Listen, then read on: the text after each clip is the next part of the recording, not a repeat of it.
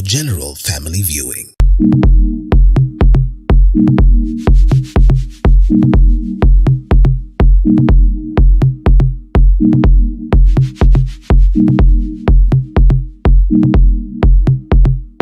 Hi and welcome to another episode of KILIMO Diaries. My name is Violet Njaki and we are back in Gikambura.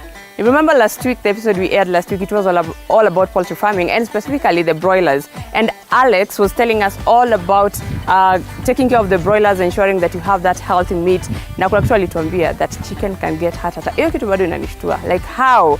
But today we are going to talk all about the basics of poultry farming so that those people who want to join to venture into poultry farming can understand what they need to do. But before we go on, I'm going to let Alex introduce himself for the sake of those who didn't get to watch the show last week. Alafu tuendelee. Thank you. Good. My name is Alex. Yes. Alex Tiro.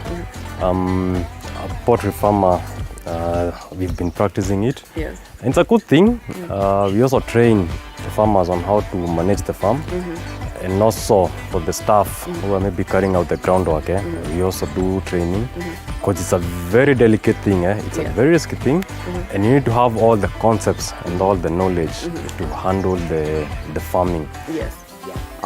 So today we're talking all about the basics of poultry farming. Ulitufunza vitu kadhaa last week. So this week we need to understand for a person who wants to venture into poultry farming, what steps am I looking into? And my first question will be, for you, you did your research first to understand. Is this something that every poultry farmer that a person who wants to venture into poultry farming should consider? Yes, that is the first thing that you should do.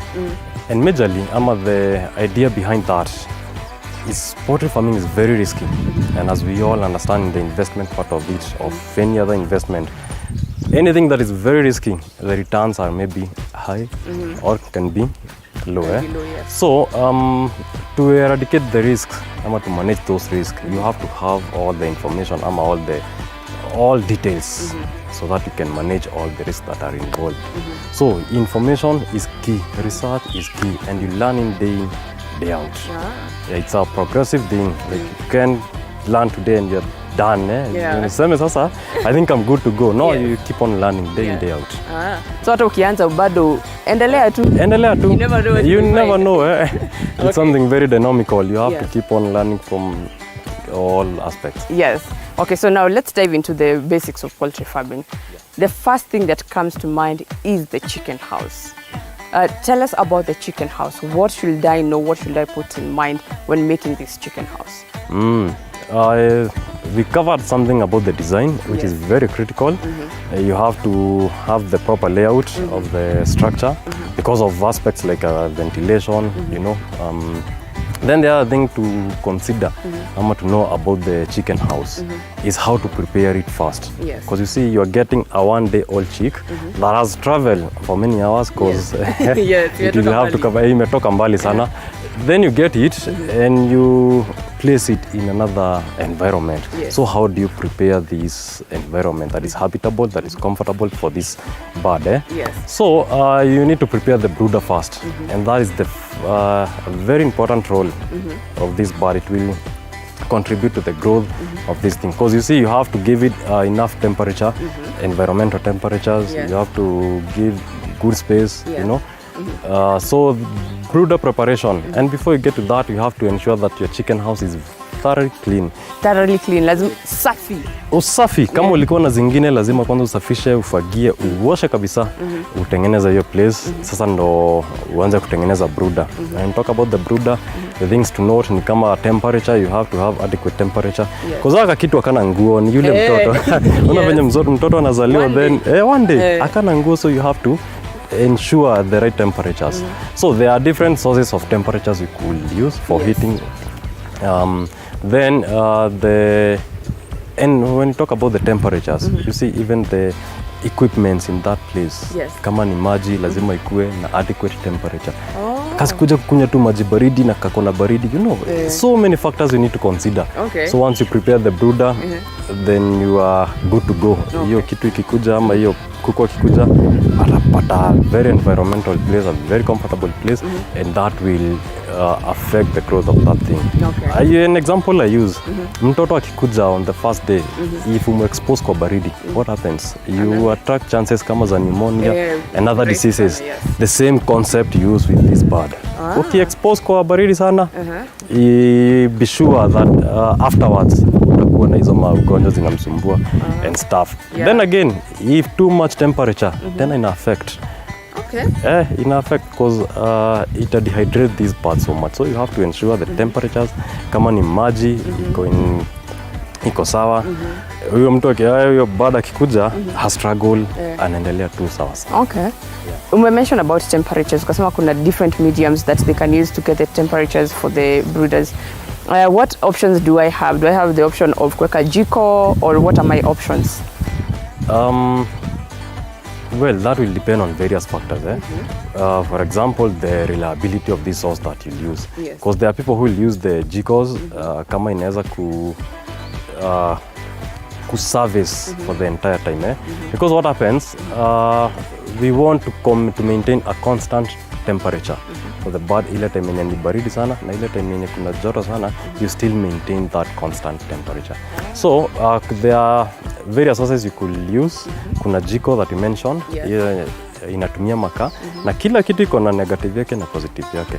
Because kama ni makaa, if you unatumia yenye iko na carbon monoxide, you see una affect the internal organs za hii bird. So it's the same way it affects the human, it will affect the chick. The same concept, it's a growing thing, iko na damu, iko na, so the same concept will still apply. It's a living being.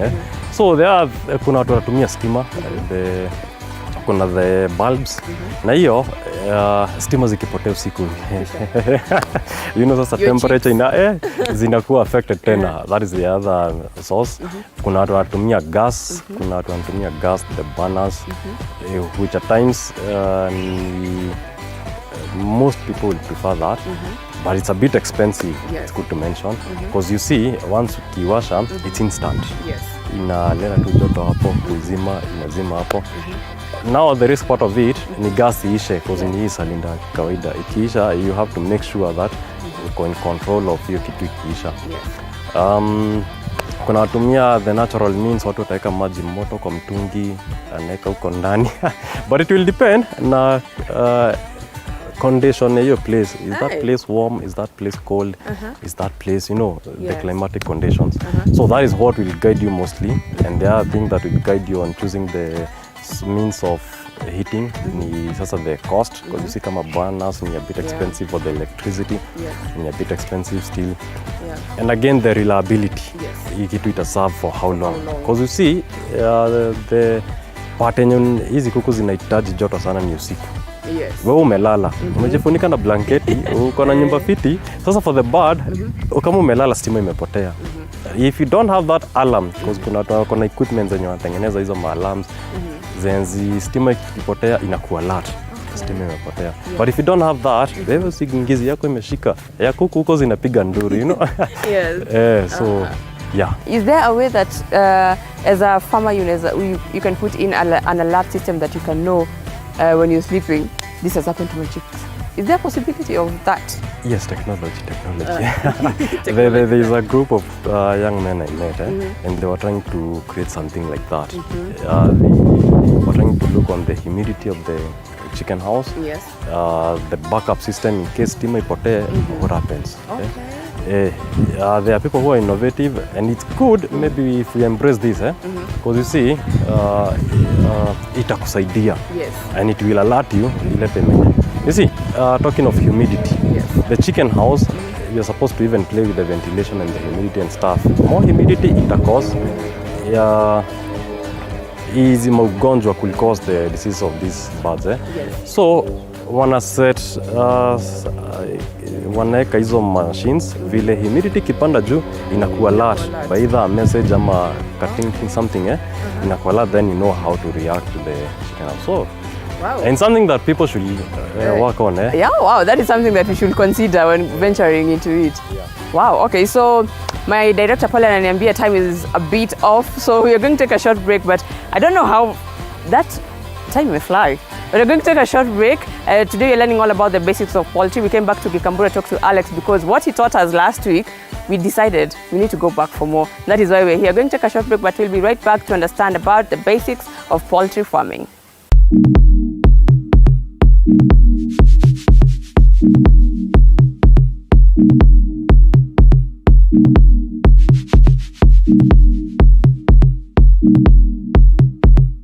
You are watching TV47, the home of untold stories. Yajayo katika upeo wa TV47. Kinara wa upinzani Raila Odinga apinga ujio wa mazao ya GMO nchini. They had no powers to pass a decision to this magnitude to so say that they remove the ban. That is itself as unprocedural and is illegal. This matter must be subjected to proper public debate and approved by the people's representative in the National Assembly and the Senate. Akitaka Waziri Kuria kuomba Wakenya msamaha kuhusu uagizaji wa mazao hayo. Mwanamume wa miaka 45 auawa eneo la Gadanje, Laikipia. Sijui tunaishi hata sijui sioni ujirani tunaoishi nao. Sababu huu si ujirani, huu ni unyama. Wakazi wakitaka wafugaji haramu eneo hilo kukabiliwa. Na katika makala ya jinamizi la uhalifu. Nilikuwa tu watu mbele yangu. Vijana kama vijana wa 4 5 hivi. Nilifikia na watu wanapanda. Nili kufika tu kwa karibia kupita nao nisikia tu nimekata, nikaona tu damu imeruka juu. Tutakueleza masaibu na mikakati ya kudumisha usalama jijini Nairobi.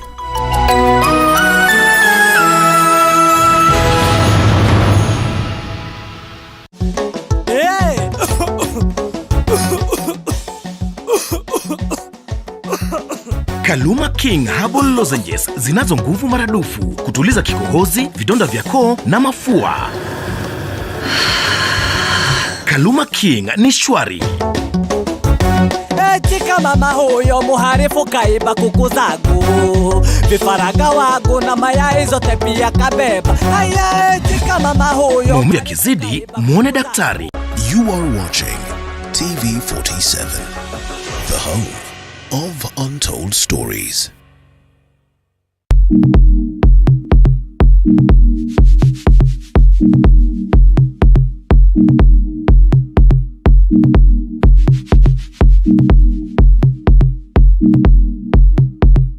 Hi and welcome back to KILIMO Diaries. For those who missed the first part, my name is Violet Njeki. Went back to Gikambura to meet up with Alex once again. Remember he taught us all about broilers and we came back for the basics of poultry farming because with the content he gave, we need to understand, Mimi, if I want to go into poultry farming, what am I going for? So Alex, we were talking about the management of the chicken house.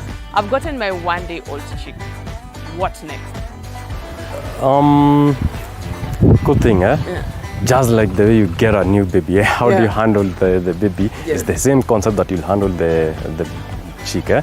Because one, we've talked about the adequate temperatures. Yes. The other thing that you need to consider is the equipment to use. Yes. Because you don't need this thing to struggle to get food, to get water. Yes. But it will starve and it will die. So you have to give it adequate space and adequate equipment for the survival and for the growth. Because the objective of a farmer is to ensure that he feeds the right feed, and so that this chick can grow within the adequate time, Yes. the right time. Yes. As the farmer, you are not supposed to have them kukaa kwa nyumba sana. Yes. The more they stay, the more you income yako ina reduce kidogo. reduce. So the objective is to sell them as fast as you can with the adequate feeding program. Yes. Usitumie dawa, usitumie nini, so that you can maximize on your returns. Yes. So once you receive the chick, a 1-day-old chick, make sure the temperatures are fine, the equipments are fine.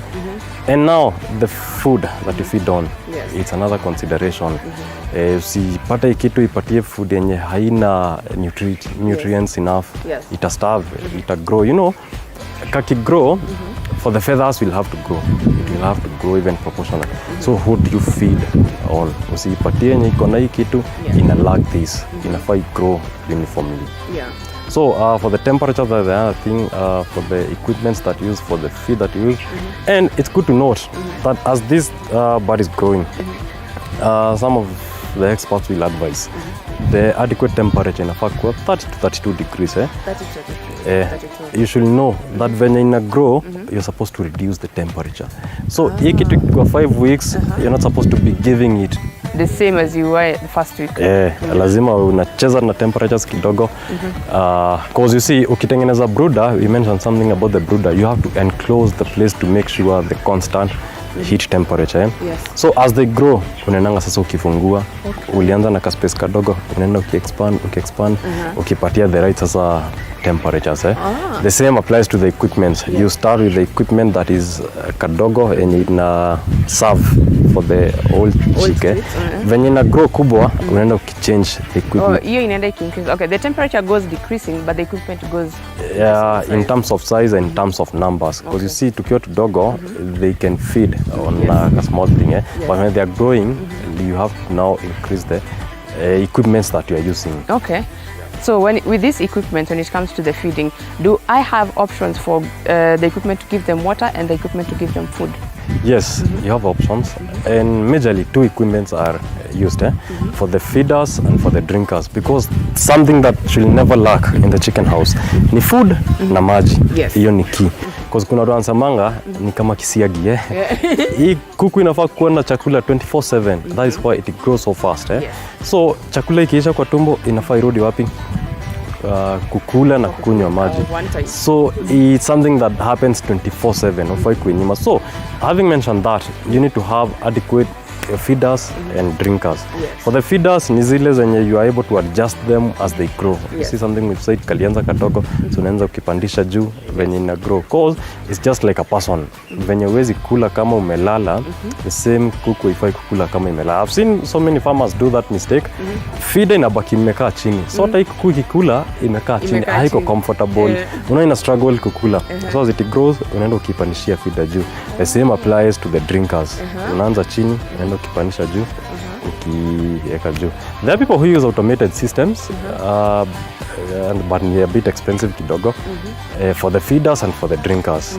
But I will highly advise for the drinkers, it's good to have automatic systems because hii kuku itakosa maji and it needs that inahitaji hiyo maji sana. So maji kisha pale inaji refill tu, so kuku itakosa maji. Okay. And what will you recommend to be like if you have 50 chicks, the number of feeders they have and the number of drinkers they should have? How will you recommend to measure? The right number yenye inafaa kutumia, it's advised that for a drinker and a feeder should serve 50 birds. 50 birds. But you see, there are farmers because of space and because of the cost, unapata people will serve 100, wengine 200, which is not good. Because you see, you don't want these birds wafinyane wakikula na wakikunywa maji. So 50, there are people who will advise 50, which is very good because kuku ikitaji, tumesema inafaa kuwa na chakula 24/7. Ikisikia tu niko na njaa, maji haitafinyana na mtu. Don't give it chance ya kusumbuana na watu, kusumbuana na kuku zingine. Because what happens, zikifinyana, if you overload the equipments, zinararuana because they want to struggle. Hiyo kufinyana tu, so unapata zinararuana na hizo makucha zao. So kuna farms utaenda upate kuku na huku nyuma ziko na mamats, ni kuraruana zikistruggle for food and for the water. Okay. Na ikikuja to the feed, what options do I have? Am I supposed to give them only pellets, or there's even mash, or do I have a broad space to choose from? One thing to know about the feeds, on average, hiyo kuku inafaa kukula from 2.5 kg to 3 kg to mature, but depends on the time that you keep it in the farmhouse. Kuna watu watafanya iendelee kabisa, now that will increase. So the other thing to note, for the 3 kg, let us use the 3 kg. Kuku inafaa kukula ratio ya one for the starters and one for the finisher. I mean 2 for the finishers. What do I mean by that? I want the old chick, utaipatia finisher, utaipatia starter. Then ikigrow, kuna companies feeding companies wameintroduce growers zina bridge between the starters and the finishers. So unapatia growers. Then for others which is advisable, inamalizia sasa na finisher. So for the starters, kuna kuwa na mash na kuna kuwa na crumbs. Depends on which one maybe the farmer prefer, cause kuna yenye utasikia theories wanasema crumbs iko na water belly, ingine haina. Hiyo depends on maybe what the farmer is feeding. So unaanza na starter, then after umemaliza starter, if you give growers, una introduce growers, then after growers yenye namalizia ni finisher. Na kwa finisher kuna pellets na kuna mash. Okay, and now let's talk about the pests and diseases. What do I need to know that it may affect my chicken once I start rearing these chicks? What should I keep in mind, knowing that you told me about the heart attack and about the homa? Are there other diseases or even pests that may attack the chicken that I need to know as I start out? Yes, about the diseases, kuna zile zenye zinaweza kuwa out of outbreak, unasikia kuna outbreak ya certain disease, na kuna zile zenye zinaweza arise from maybe mismanagement of the farm, because maybe what we mentioned, if you don't manage your farm well, you introduce other organs, maugonjwa and stuff. So diseases, kuna zile zenye zinatoka kwa management ya farm na kuna zile zenye zinatoka from the external sources. So the management depends on how una mismanage your farm, because ukiallow ikuwe wet na for the farm inafaa kuwa all dry. That is what farmers should take. Ensure that imebaki all dry, because ukiacha ikuwe na hiyo dampness, you attract ammonia, you attract so many other diseases, you give this bad stress. Ni kama tu mtoto mwenye anakojoa kwa kitanda, umwambie ende alale hapo na survive hapo, inakuanga tu hana akona stress, na many other disorders. So the same applies to the birds. Ensure iko farm, iko dry kabisa, so that you avoid some of these diseases. Zile zingine zenye ni outbreak, kuna vaccines zenye you should introduce. Kuna kina Guborol, kuna Newcastle, zenye it's good to administer. Ndio isikupate, ikikuja ipate kuku zako kama 1000 ama 5000 ama 20000, zote zinafagiliwa, you know. So it's good to avoid. Na sasa kuna zile zenye kama bacteria zenye zina cause ma diseases zenye tumesema tu za farm, kuna administer kama ni antibiotics, but with the help of the specialist. Mwenye atakuja one what is inasumbua. Just like a human being, kuna zile diseases zenye uta attract maybe because of hygiene, kuna zile zenye zinakuja juu ya climatic changes, kuna zile zenye zinakuja because of baridi and stuff. When disema kama the first day we expose kwa baridi, una attract pneumonia. Na kupigana hiyo pneumonia itakuwa ngumu. Unajua siku kwenye itakwambia nasikia baridi. But thing to know about the management of the farm, you should observe the behaviors of these birds. Kwa brooder, I think I should have said this. Ukiona zinafinyana sana, hazina joto enough. Ukiona zinafinyana zinatafuta joto kwa wenyewe. Zinatafuta joto kwa wenyewe. Na hiyo inaweza cause death through stampede. Zinafinyana, inakosa ku breathe. Kenya kako pale katikati, hakana nguvu ya kusukuma hizi zingine. So utapata kamekufa. Kamekufa. Then ukiona zinapotelea kwa the source of heat, unajua sasa overheat, it's too much, so you need to control that. Okay. Yeah. So when we were talking about the chicken house management, we talked about cleaning it out. So does the cleaning it out only happen when you want to change now the ukitoa hizo ukileta zingine? Is that the only time you clean, or are you supposed to clean it mid? Not really. Cleanness should apply day in day out, because hii maji yenye nakunywa lazima ensure iko safi. If you don't ensure that, una attract magonjwa zinaletwa na maji. Maji ikiwa chafu, it happens kwa mtu, hata unapata maminyo, worms and stuff. So you should maintain cleanness for the birds, for the equipments, and for even the air yenye ina circulate huko, inafaa kuwa safi. That wewe mwenyewe ukifeel huko una feel I'm breathing clean air. But ukikaa huko unasikia una breathe hiyo vumbi, just know that the birds are suffering. So ukiingia kwa chicken house usikie there sometimes you get into a chicken house and there's some dampness that hits you. Kuna smell. Watu wasema najua umetoka kwa nyumba ya kuku. So that is a problem. That's a problem that you can avoid, and it's highly advisable that you avoid, because hiyo sasa ndio inaleta magonjwa. When I normally tell farmers, times kuna time nilikuwa nafanya practical, naenda kwa mtu naambia enda kuja na chai tukonywe huko ndani. Kama hatuwezi then hii kitu uko sure inakula kweli. Because you see, so if you can allow cleanness huko na ikue hakuna hiyo dirt smell, hakuna hiyo ammonia, then that bird is in good condition. And that is what maybe most of the farmers are unable to maintain. And it's a very, very key thing, because give comfortability to this bird. Itakula vizuri, itakunywa vizuri na italala vizuri. Ipatie stress, itakutesa. Itakutesa, utasema mbona ikuku igrow, mbona ikuku, you know? Yeah. Okay. So now when you were in your coop, I saw some kind of sawdust. What are my options to keeping my chicken house dry? Is it only the sawdust? Not really. Actually, ni hizi mamaranda they would cravings. Kuna hizo, there are people who will use hay. Nyasi wanaweka tu huko. Okay. There are various options. There are people who will even use sand. Mchanga unaweka huko. Oh, sand can work as well. Sand can work, but also it will give you a challenge on disposing that sand. Because you see, for the grass and for the wood cravings, wood shavings, I mean, unaweza deposit kwa shamba and will benefit the shamba. But for the hiyo sasa ni kutupa tu. But unaweza yosha, I don't know how possible that is. Unaweza yosha na uirudishe, but you see in attract other diseases kama to ensure you've cleaned it enough. So kuna options, kuna various options. Okay. Ah, wow, I've learned quite a lot here today on all the basics of poultry farming. But before I let you go, Alex, if there is something that I've missed out, what advice would you have for someone who is venturing into poultry farming? Knowledge. Knowledge is power. Knowledge. I insist on knowledge and research.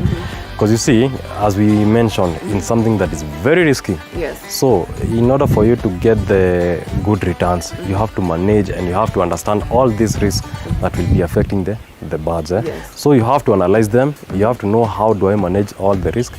How do I handle all the challenges so that you ensure the birds are good and will get good returns, because the objective of a farmer is to make returns out of it. Could be the returns or others, passion, interest, hiyo hata ikikuja mwisho ni pesa ni pesa, it's the investment part of it. So once you understand the concept, it's just not something that you just pick and try. No, you have to be very knowledgeable to understand the behavior of this bird, to understand the concept, how they grow, the feeding program, the equipments to use, you know. It's a lot of knowledge that you need. Oh, thank you so much, Alex. It's the second time here and I've learned quite a lot. And I think there's more to know. Hey, there definitely is. I think I've asked like only 3-4 questions and the answers that I've gotten quite informative. And I'm hoping that even you as a viewer have gotten to learn quite a lot when it comes to poultry farming. Alex here is available. If a farmer wants to contact you to get the knowledge all about this, how can they do that? Yes, they can reach me through my phone number. That is 0715 837